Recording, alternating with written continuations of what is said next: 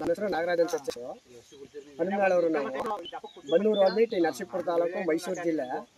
ನಾವು tomato ನೆಟ್ಟಿದ್ದೋ. Tomato ಸಸಿಲಿ ಇವಾಗ ನೆಟ್ಟು ಒಂದು 20 ದಿವಸ ಆಗಿತ್ತು. 20 ದಿವಸದಲ್ಲಿ ಇವಾಗ ಬಿಳಿ ನೊಣ ಮತ್ತು ಹಸಿರು ಚಿಟ್ಟೆ ಇವೆಲ್ಲ ಜಾಸ್ತಿ ಕೂರ್ತಿದ್ದೋ. ನಾವು ಇವಾಗ ಈ ರೀತಿ ಎಲ್ಲ ಕೂರ್ತಾ ಇದೆ ಅಂದ್ಬಿಟ್ಟು ನಾವು ಫೋನ್ ಮಾಡಿ ಮಂಜುನಾಥ್ ಅನ್ನೋರಿಗೆ ಫೋನ್ ಮಾಡ್ದೋ.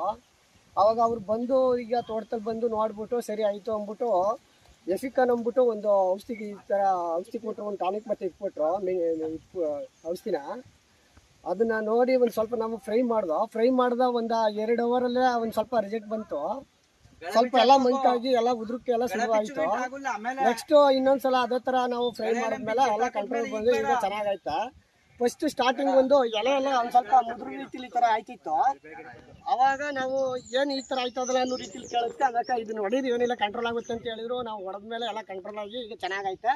ರಿಸಲ್ಟು ಪರವಾಗಿಲ್ಲ, ಚೆನ್ನಾಗೈತೆ ಇದು ಮೆಡಿಸಿನು. ನೀವು ಎಲ್ಲ ಇದು ಮಾಡಿ ರೈತರು ನಮ್ಮ ಪ್ರತಿಯೊಬ್ಬರು ಇದನ್ನು ಯೂಸ್ ಮಾಡ್ಬೋದು, ಏನು ತೊಂದರೆ ಇಲ್ಲ. ಎಲ್ಲ ಕಡೆನೂ ಇದೇ ರೀತಿ ಒಂದು ಸ್ವಲ್ಪ ಕಂಟ್ರೋಲ್ ಆದ್ರೆ ರೈತರುಗಳಿಗೂ ಅನುಕೂಲ. ಯಾಕೆಂದರೆ ನಾವು 2 ಬಾರಿ 3 ಬಾರಿ ನಾವು ಔಷಧಿ ತಗೊಂಡು ಹೊಡೆಯೋದಕ್ಕಿಂತ ಒಂದೊಂದು ಸಲಕ್ಕೆ ಅಷ್ಟೊಂದು ಕಂಟ್ರೋಲ್ ಆದಾಗ ನಮ್ಗೆ ಪರವಾಗಿಲ್ಲ ಅಂತ ನಮ್ಗೆ ಅಲ್ಲೆಲ್ಲ ರಿಸಲ್ಟ್ ಗೊತ್ತಾಗಿದೆ. ನಾವು ಇನ್ನೊಂದ್ಸಲ ನಾವು ಪರ್ಚೇಸ್ ಮಾಡೋದಿಲ್ಲ ಮೆಡಿಸಿನ್. ಆ ರೀತಿ ನೋಡಿದಾಗ ಅದೊಂದನ್ನೇ ಇವರು ತೋಟಕ್ಕೆ ಬಂದು ಈ ರೀತಿ ಗಿಡ ಎಲ್ಲ ನೋಡಿ ಇದು ಮಾಡಿ ಈ ಥರ ಔಷಧಿ ಮೆಡಿಸಿನ್ ಎಲ್ಲ ಕೊಟ್ಟಿದ್ದಾರೆ. ನೋಡಿ ನಿಜವಾಗ್ಲೂ ಭಾಳ ರಿಸಲ್ಟ್ ಪರವಾಗಿಲ್ಲ ಅನ್ನೋ ರೀತಿ ಅನಿಸ್ತು.